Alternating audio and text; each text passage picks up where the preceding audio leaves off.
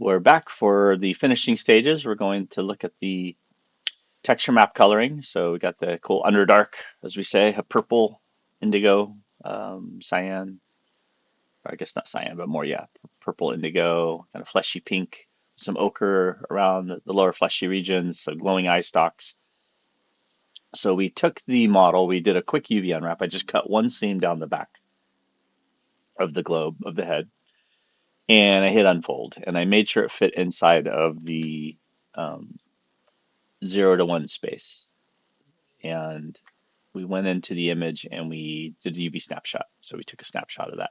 Now you can bring this into any 2D application. So I know I promote this as all free applications. You need a student license to have a free version of Maya, and Photoshop isn't free, but you could do this with any, I think, almost any software, Clip Studio, Psy, whatnot. So I have the UV map in here, and I'm just gonna hit Control U. I'm gonna invert the black and white.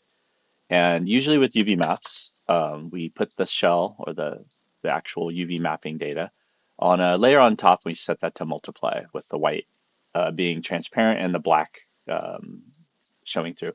And I'm just going to put a base coat on this really fast. So I'm going to go in here and see if I go to my brush tool. Whoops. Go to the brush tool, and then if I hold Alt, I can color pick anything that I have in there. So this one right now currently is over here, so I'll just do a quick snip of that and bring it into here, paste it in there, and that way I can, whoops, that, I'll be darned, okay. That way I can quickly just color pick right off of the image.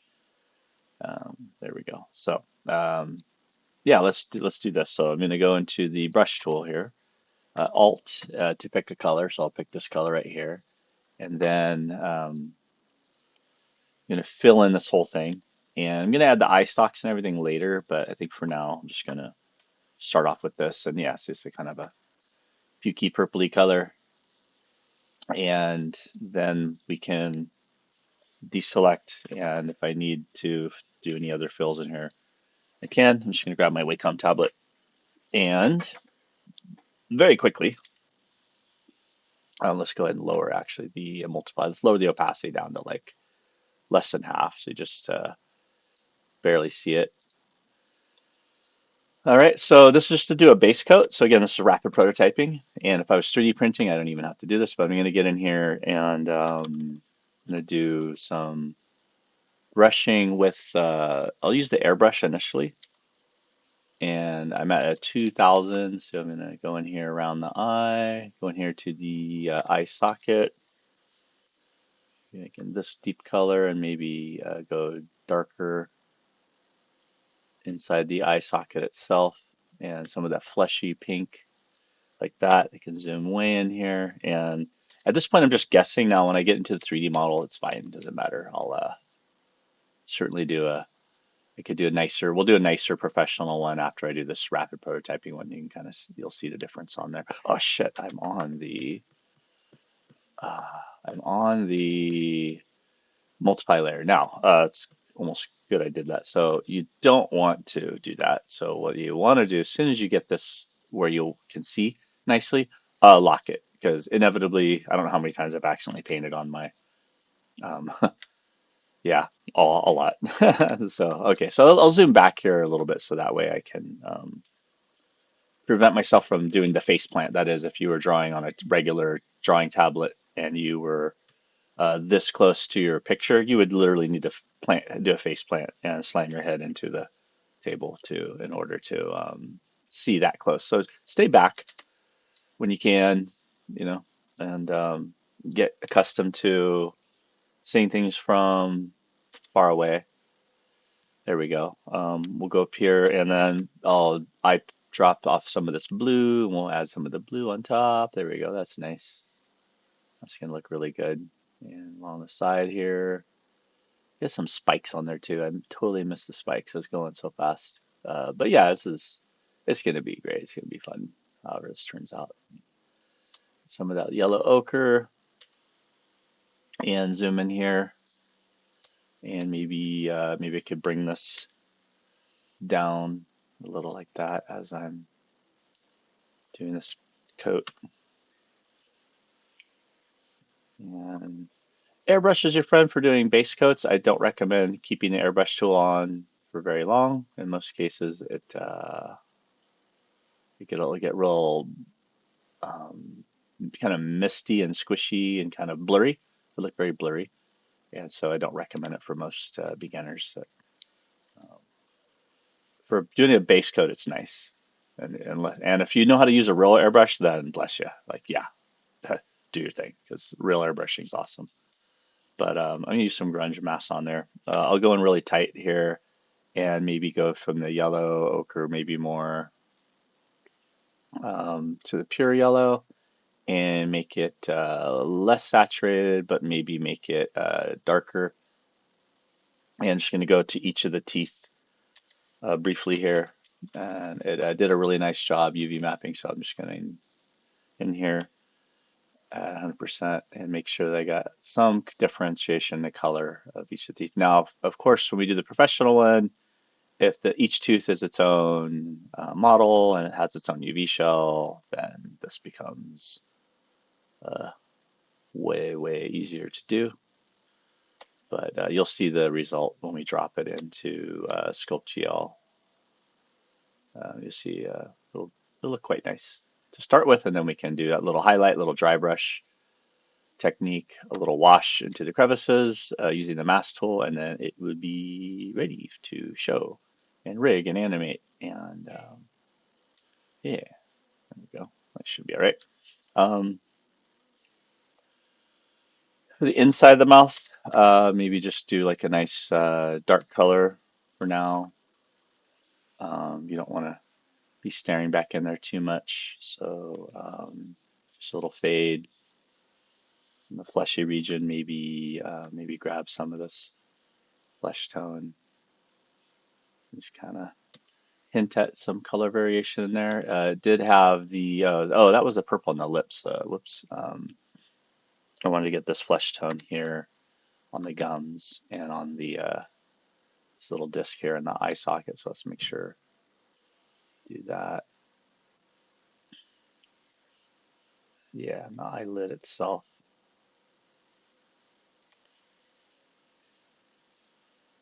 And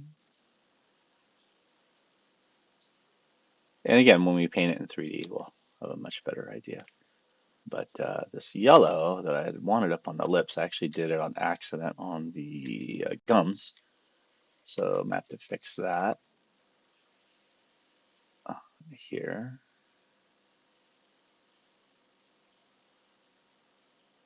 and around. Yeah, little mistakes can slow you down. No biggie. Uh, all the time and pressures I am putting on myself to do this quickly. I wanted to do it all in one setting and under an hour, but I think talking and just hopping between applications takes a few minutes sometimes and getting set up again. So yeah, this is still going to be tremendously fast and satisfying and fun when we get. But anything I'm not sure about, I should just leave it. I should just really just leave it and paint it in Sculpt GL or Nomad or ZBrush or Substance or whatever, you know. Here we go. Into the crevices of the side of the mouth. Quickly go on the back side of the gum. Quickly go along front side of the gum. Been practicing my stroke lately. Zoom in a little bit. Don't face plant. Follow my own advice. Oh, I'd be so rich if only I could follow my own advice. Here we go. Or what's the old saying? Easier said than done. Yeah. But we're pretty successful here. I think already from just a Sculpt GL or Sculptress model, I could have finished the eye stalks and had a model to 3D print. But the idea here is to kind of work your way into understanding the pipeline to create characters and creatures for any pipeline, for a video game, for animation, animatronics, for 3D print. We're going to build a mask, a really cool beholder mask out of this when we're done. Looking forward to that. A little blue up in here. I think that's probably good for now.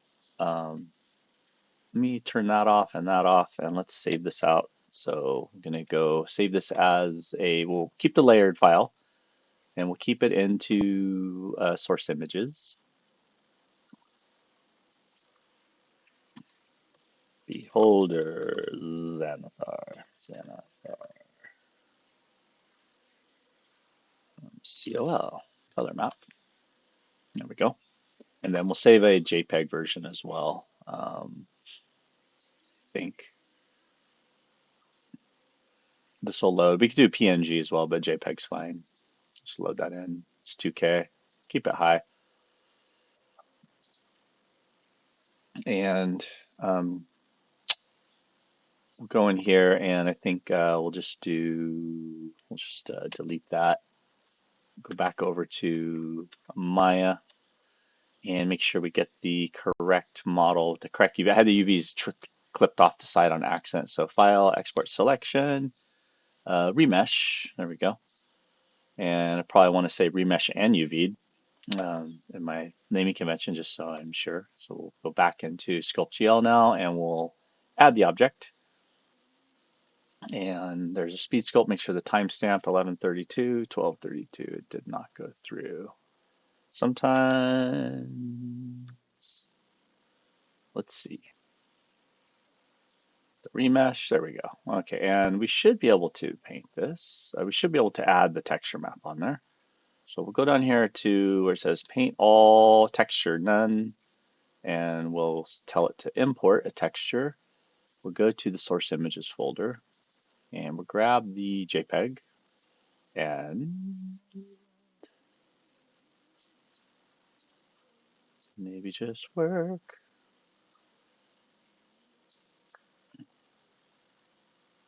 Texture. And let's see it up here under rendering. But I have to change something. Normal shade, UV shader, PBR, normal shader, material capture, tap skin. Put it in there. Well, it's see me struggle live. I don't remember. Oh, that's for the shader. That's cool though. Um, not not at all what we wanted. UV shader. That's okay. Yeah.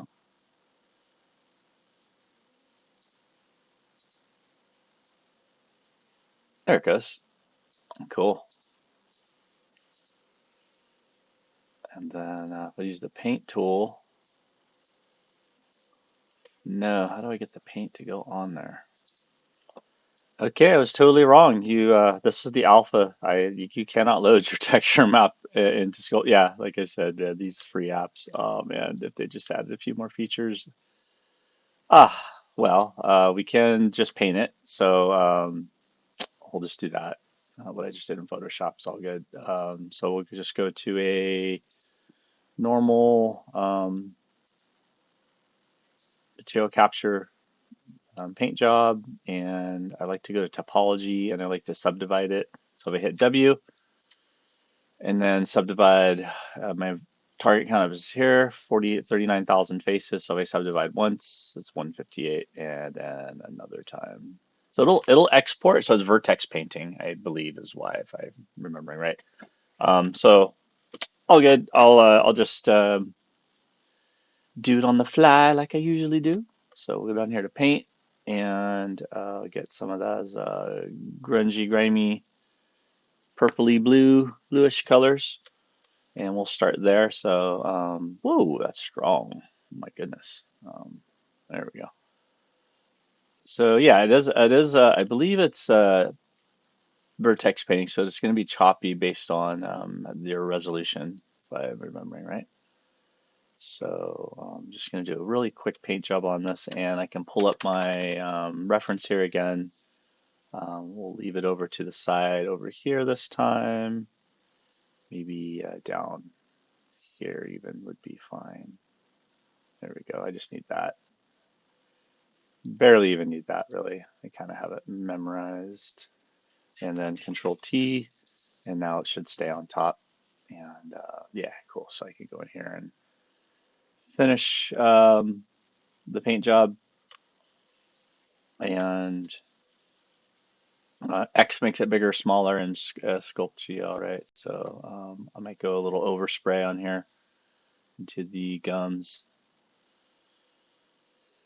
Yeah, Sculpt. I'm sorry. Painting, texture mapping your sculpture is it's a ton of fun, and unfortunately, geez, what's going on? Unfortunately, over the years, like Deep Paint and Mudbox and all these painting applications have come and gone, and a lot of times they really Substance Painter now has taken over, and it's a mess. I'll be honest with you. I don't really like that it's become so mechanical. It's really taken a lot of the paint, and it doesn't mimic paint very well. It's very much designed by engineers, you could tell. But it is a standard. It is really awesome. I shouldn't complain too much. It can because it can paint normal maps and all this stuff on there. And why am I jumping in the mouth first? I don't know. But back in here, here we go. And yeah, this is covering pretty fast, but not as fast as I just did in Photoshop. That was really fast. So it will take the paint out. It'll export this to a texture map for use. And I could also try bringing this over into Sculpt. Now, when I do the professional pipeline for this, I will use Substance and ZBrush and all that good stuff. So don't worry, I'll show you that stuff too. But I wanted this to be first pass for beginners, so that way any of my D&D folks, brothers and sisters out there, you want to make your own minis, this is the talk for you. Shout out to Waterdeep, City of Splendors. All right, there it goes. Okay, well, let me get that little spot right there too, and then maybe go even a little bit darker and less saturated in the back. See if I press gentle. No, it's not really, it doesn't give much of a fade fall off. Hardness is there, so maybe that'll help. And then lower the intensity as well. I can do a few strokes, excuse me, back and forth here. And just trying to get that darkness so that we're not, the cast shadow is going to be dark in there unless there's swallows somebody with a flashlight. There we go. All right, sweet. And if I could back over to this like darker blue. There we go. Make it nice and large, and we can airbrush the top here. Yeah, cool. And I'll do the belly. So yeah, this is pretty fast after all. Maybe just painting directly in. Yeah. I'll do a dry brush, and this you could consider like an airbrush, almost a wash, so to speak, at this point. I could check. I guess the lighting is just gonna be really dark on screen, but that's it's a good base coat to get in there. We get in here in the crevices, make it smaller, and make sure that all of this gets filled in too, underneath the brow region. And it's good to do a few brushy coats on there anyhow. Gives a lot more realism, and that's how I would paint a real professional sculpture as well as this one. So there we go. I'm just gonna go around the sides there a little fast. And coming down here, let's go continue with that. I'm just gonna go really gently and just kind of put a little bit of blueness in choice spots. Let me turn off the wireframe so you could see. Get into the nostril. You guys saw me paint his nostril. It was kind of fun. We'll, bring the intensity back up there. There we go. And zoom back out and see if that's still going nice and soft. Yeah, a little bit. Go back down again. And a little bit underneath. Usually the shadowy on a face, human face, is a little more blue, and get down in the crevices here. underneath. There we go. Back around underneath the neck. And let's get some of that yummy ochre yellow orange color started. There we go.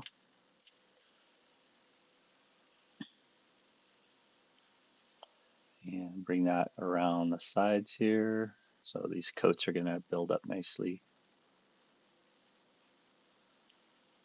There we go. A little highlight. Trying to control my strokes not to get too sloppy and zigzaggy with it.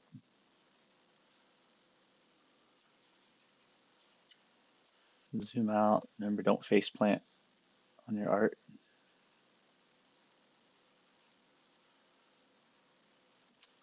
And it's good to have the gums bleed, have the gums kind of overspraying, kind of blending in with the other color. As long as you remember to go back and touch them up.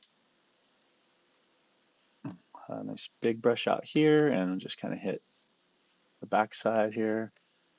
Making sure nothing's left too gray.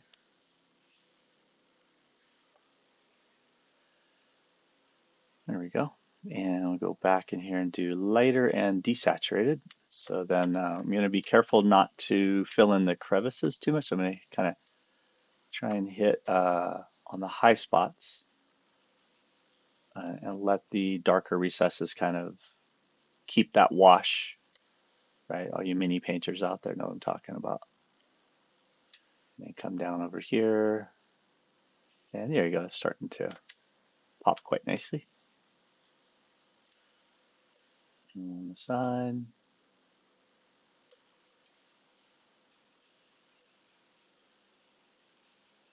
Goes around the side of there, and looks like some of the crevice in here might have gotten hit up, but there you go. That's certainly getting close for our rapid prototypey type paint job.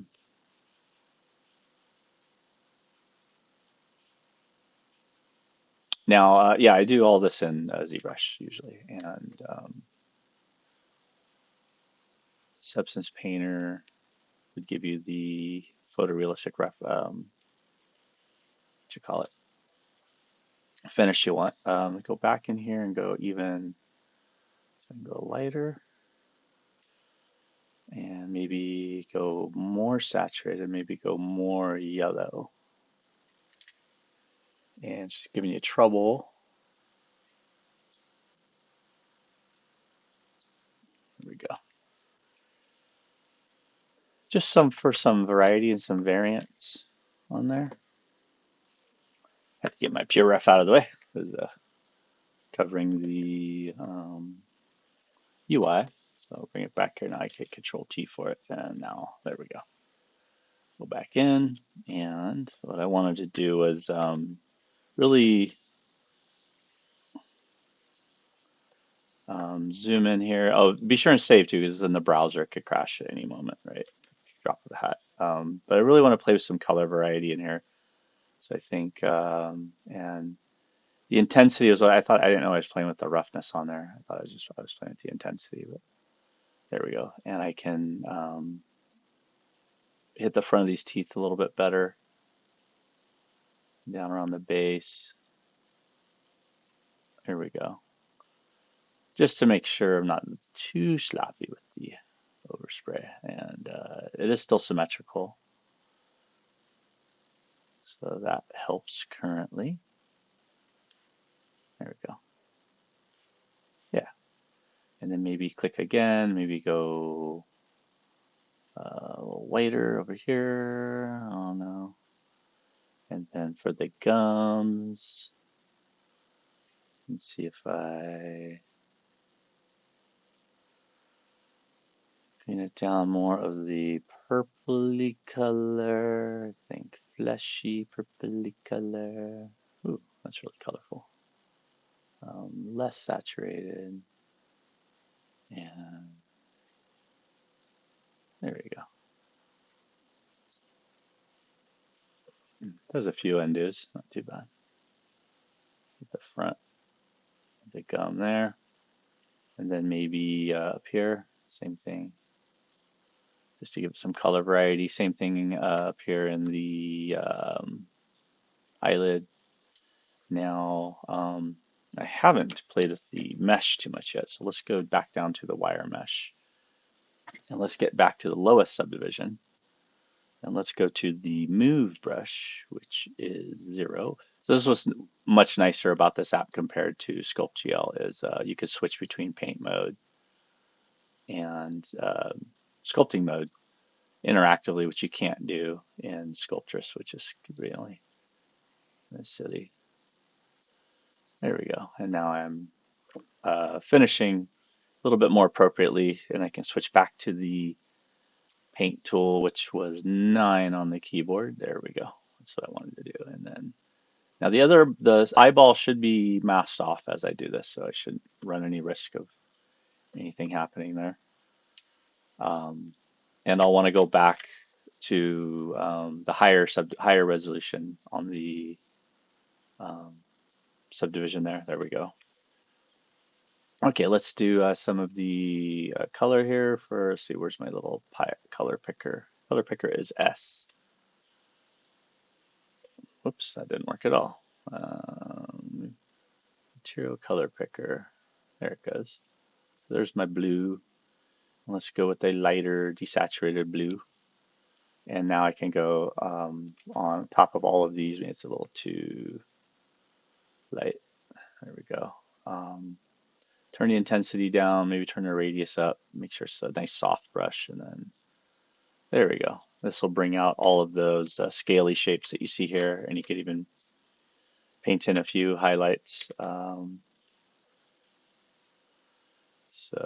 And I probably will save and restart this at some point. It does act a little goofy with the tablets on occasion, like the tablet will just start randomly stop working. And so it's just something to be aware of. Yeah, there we go. And I could sculpt back in the crevices and finish them off. So I mean, I just have to switch my mouse to zoom in and out. Not quite sure why. Yeah, so my keys are not responding. So let's save this and reload it. Okay, so hopefully now I can, yeah, now I can zoom in and out again. Yeah, that was peeing against the wind there for a moment. Back to the paint tool, number 9. Go to the color picker, which should be the S key. There it goes, now it works. And then I can go a little lighter and even a little more saturated. And now we can play with the intensity level and hardness. So remember, it's browser based. So if I go back in and reload, all the tools reset too. So, but now my pressure sensitivity with the hardness turned up. Remember, go higher. You want to highlight the tops. I want to use lower intensity. I don't want to completely crush any color layering that I'm doing. You don't want to cover it too much, just like with real paint. You want to go on super thick, right? Um, when you're trying to layer and do basically glazing paint technique on a 3D model. There we go. And then, some blues with the yellows. Maybe make it a little bigger. X is working again. Thank goodness. That's cool. There we go. And yeah, getting closer to being done. He's still maybe too symmetrical. Looks like I lost something there. I'm not sure what happened. And on the edges right here, I'm going to go really small. I can make it harder and more intense. And go in here with a really dark blue. And make sure the topology is set to the highest subdivision. Oh, wow, it looks like it lost my lower subdivision. Oh, that's too bad. Whoa, that's really strong now. Okay, so not that hard. Not that intense. All right, let's see. There we go. Okay, that's better. So yeah, if you want to, I think at the end here for just a quick prototype, it makes sense to um, go in and maybe accentuate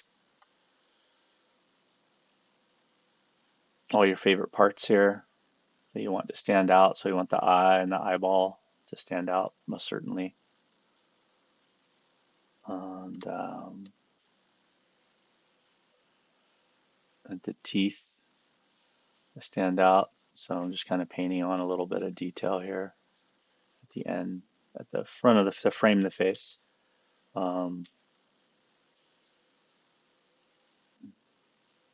a little softer. There we go. And see if I can get those grooves. Now, if I had my mask tool, when we do this properly in ZBrush, we'll save these masks out, right?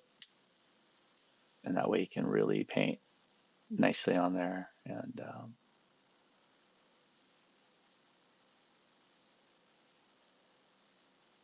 use the cavity masks and the other masks to your advantage. There we go. Okay, maybe up underneath here.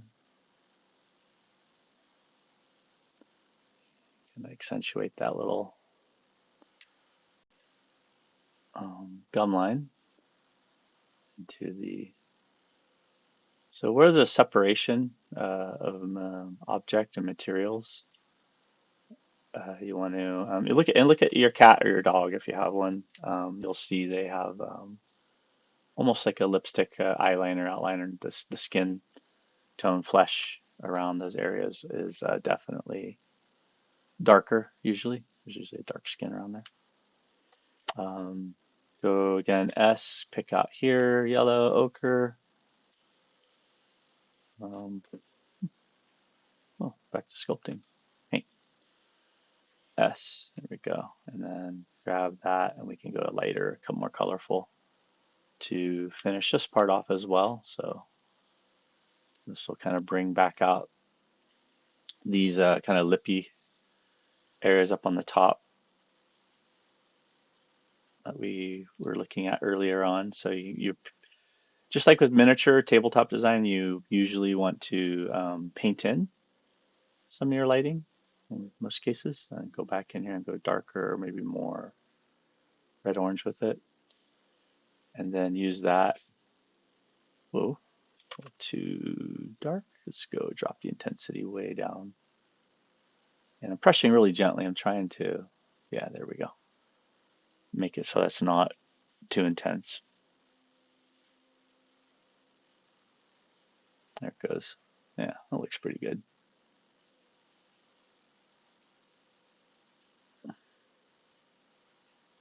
And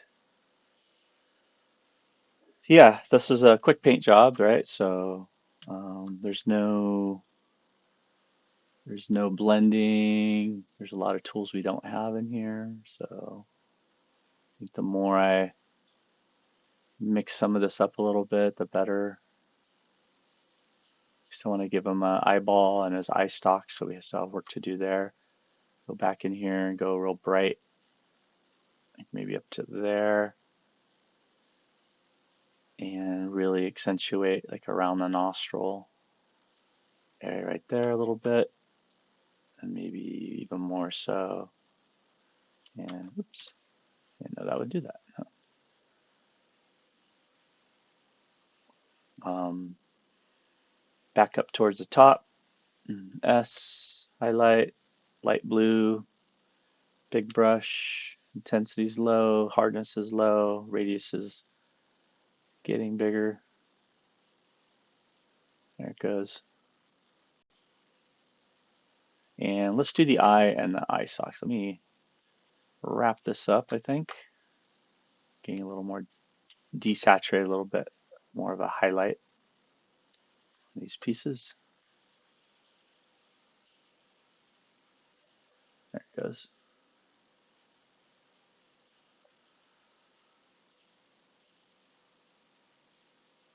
On the top. And you can get in there, if we had more time, we could get into like loading in alpha channels like I was trying to do for the texture. I totally blanked. But yeah, loading in your own alpha stamps and painting out is all that's a ton of fun. So there's a bunch of extra steps for painting that we could do. And I will have extra channels for that. We'll do some painting for sure in some of the future videos, as well as painting on the actual 3D model. There we go. All right. Turn wireframe off so the wireframe darkens it quite a bit. I like it. All right, let's see if we can do the eyeball. So if you click on eye, that will isolate. So click on the eyeball and hit eye, and we'll zoom in here and we'll give them a little bit of that yellowy kind of whitish color. And the whole thing nice and big. Oh, you just hit the fill. I hope it doesn't do the other creature too, though. Yeah, I'm kind of scared to use some of these tools that I haven't used in a while. There we go. And then maybe go a little lighter, maybe a little less color.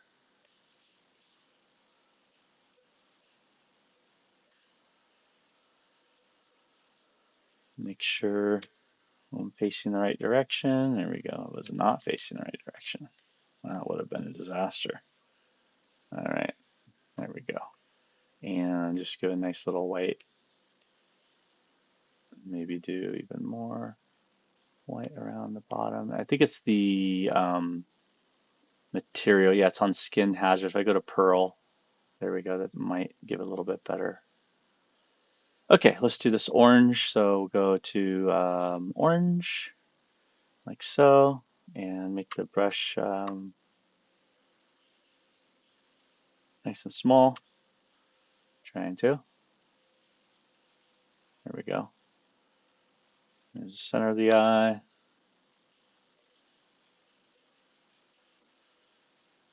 Into the middle of the viewport. There we go. And ooh, try and keep it as centered as possible. Oh, is that the center line over there? That's the center line? Oh, okay. Go, and then we'll go to just about pure black. Make it really, really tiny. And then, yeah, you got to subdivide it to get more because it is pixel. So subdivide. Then there it goes. Still too much. And subdivide again. There we go.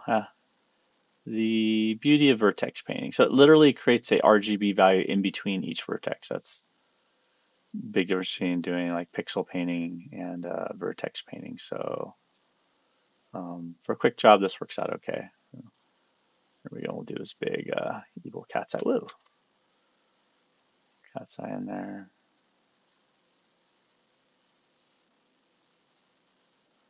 The symmetry at that that level's throwing me off a little bit.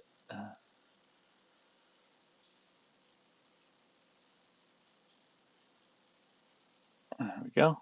Okay, and then go back and do lighter orange. Try and rim. Usually at the very edge, there's like a little bit of color difference there. I'm still at a low intensity. Maybe the hardness can be harder. Intensity higher. There we go. And then something brighter, lighter, maybe around the iris and the pupil. They're coming together here in the middle. And then if you wanted to get all Sauron with it, yeah. I mean, just go for it, right? Make up your own variety and own version of this for sure. All right, there we go. Maybe a little bit more on the black, maybe right here if I like start to lose some of the roundness, maybe up in here. And then I could kind of play around in here too. It's fun doing like gecko and squid eyes and goat's eyes. There's some really fun uh, things in nature you could play around with. All right, so click eye on there. There we go. You do eye one more time, and we'll do some like little faded, like more reddish color for the blood vessels, right? So turn the intensity way, way down again, and the hardness, and we could do be too sloppy with it. Maybe turn off symmetry.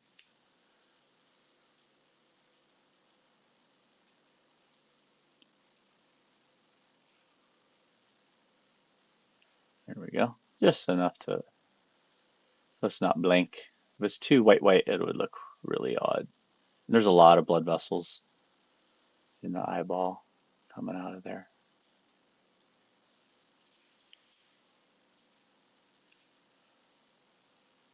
Go, and then maybe do a couple deeper ones just to add some of that variety. Connecting it in there. And then maybe go like really, really bright orangish at the bottom here. So max, least amount of hardness, least amount of intensity, and maybe and just try and lighten that bottom. Maybe that's too.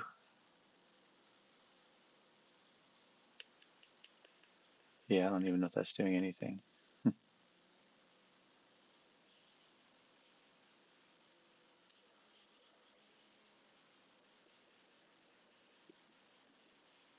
Yeah, Photoshop. I need Photoshop at this point. All right, cool. Eyeball done. Press I. Why is it doing anything? Trapped in the albedo. That's pretty wacky. It likes to trap in the field of albedo. Is that what was happening the whole time? There we go. All right, thank you. Not too happy with that, but eh. Hey, I'm just a beholder, beholding what I do. All right, so if we need to, we can go up or down with it. We can also rotate it, right? So already we can begin to think of ways to animate. This is gonna be fun. Sweet. All right, so yeah, let's export this whole thing. So we'll go down here to files and we'll crank it up to 2040, save the diffuse. There it goes, save diffuse, and we'll go down here to the sculpt GL portion and save it one more time, and then we'll also export the export all. Whoops, I just checked it. So, oh, save OBJ is technically an export all. Okay, so let's see how that looks in Maya. So we'll come back over here and go File, Import, and where's it sending everything to? Let's see. Okay, so there we go. I put the sculpt.gl. I just named the PNG file sculpt.gl color. That's what it looks like. Pretty goofy to start, but it's all accurate to the model, which is nice. So I can go in there and really do some detail on the character. And yeah, he just needs the eyeball and the eye stalk. So here's what we started with, right? Now we might be able to transfer maps over, get a bit better detailed model out of this. But I think for now, pretty happy with that. You see it, the subdivision levels accidentally got the higher subdivision, so now he's all crazy. 1 million, yeah, that's no bueno. Um, but I only have the eye stalks.